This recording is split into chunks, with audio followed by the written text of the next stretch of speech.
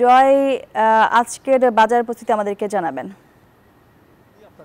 আমরা বাজার ঘুরে এখন দোকানে এসেছি। দোকানে নিত্যপণ্যের দাম কেমন সেটি দেখার জন্য আমরা ছুটে এসেছি। আমরা দেখতে পাচ্ছি দোকানগুলোতে যারা ক্রেতা তারা এখানে ঘোরাঘুরি করছে পণ্য কেনার জন্য, প্রয়োজনীয় পণ্য।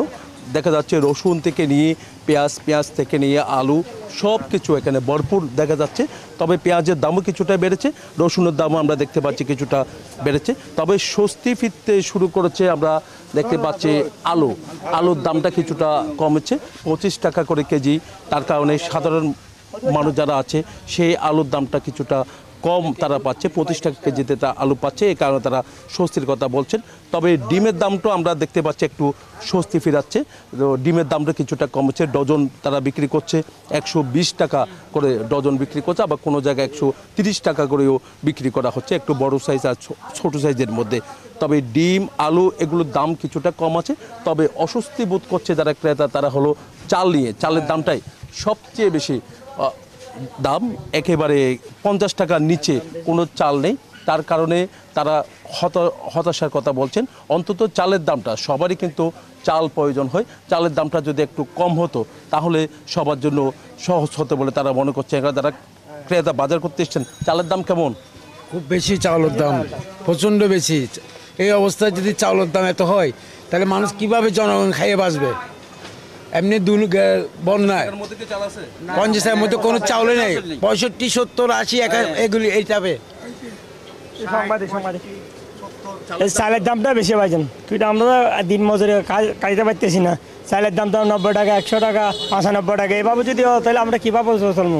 শুধু পেঁয়াজের আর আমরা আলুর দামটা কম, এই দুটো জিনিস সব দাম। ডিম একটা কমছে 10 টাকার দর।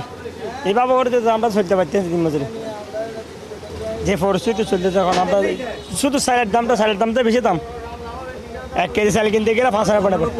জি, অন্যান্য দাম মোটামুটি ঠিক আছে। তেলের দামও বাড়তি, তেলের দাম আপনার বাড়তি।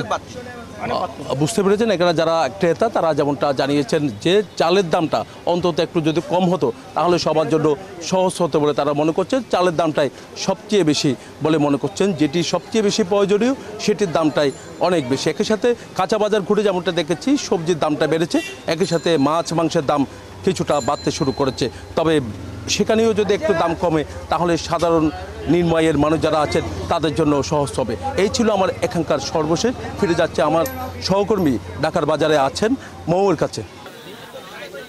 আমরা সকাল থেকে রয়েছে মিরপুর 1 নম্বর বাজারে, এবং আপনাকে যদি আরেকটু বাজার পরিস্থিতি জানাতে চাই, আপনি জানেন সাপ্তাহিক ছুটির দিনটাই মানুষ বেছে নেন বাজার করার জন্য, এবং আজও তার ব্যতিক্রম নয়। সকাল থেকেই মানুষ ভিড় করছে নিত্যপণ্যের বাজারে। আপনাকে যদি একটু সবজির বাজার ঘুরে দেখাতে চাই, কাঁচামরিচের দামে অনেক উত্তাপ রয়েছে। 250 থেকে 320 টাকায় বিক্রি হচ্ছে প্রতি কেজি কাঁচামরিচ, এবং বিক্রেতাদের কাছে জানতে চাইলাম যে কেন এত দাম। তারা বলছেন 3 দিন টানা বৃষ্টি হওয়ার কারণে কাঁচামরিচের দাম অনেকটাই বেশি, পানি থেকে কাঁচামরিচ নষ্ট হয়ে যায়, এত দাম বেশি। এবং বেগুন বিক্রি হচ্ছে 130 টাকা কেজিতে, লম্বা বেগুন বিক্রি হচ্ছে 100 টাকা কেজিতে, শসা 60 টাকা কেজি, ঢেঁড়স 60 টাকা কেজি, পটল 50 টাকা কেজি বিক্রি হচ্ছে, পেঁপে 40 টাকা কেজি, টমেটো 140 টাকা কেজি, চিচিঙ্গা 60 টাকা কেজি, করলা 80 টাকা কেজিতে বিক্রি হচ্ছে। বিক্রেতারা বলছিলেন যে সরবরাহ কম থাকায় সবজির দামের এরকম ঊর্ধ্বগতি, এবং ক্রেতাদের সাথেও কথা বলে জেনেছি হঠাৎ করে দাম বেড়ে যাওয়ায় কিন্তু ক্রেতারাও অনেকটাই ভোগান্তিতে পড়েছেন, এবং তারা আশা করছেন যে বাজারে যদি কোনো সিন্ডিকেট হয়ে থাকে, তাদের ধারণা সিন্ডিকেটের কারণেই দামটি বেড়েছে, সিন্ডিকেট যেন বন্ধ হয় এবং সরকার যেন সবজির বাজারে বা নিত্যপণ্যের বাজারে নজর বাড়ান, সেই আশায় কিন্তু করেছেন ক্রেতারা। এখান থেকে এই ছিল সর্বশেষ। বান্ডেল থাকলে প্রতি সেনমানিতে টাকা বাঁচবে। বিকাশ সেনমানি বান্ডেল কিনে জিতুন প্রতি লেনদেনে।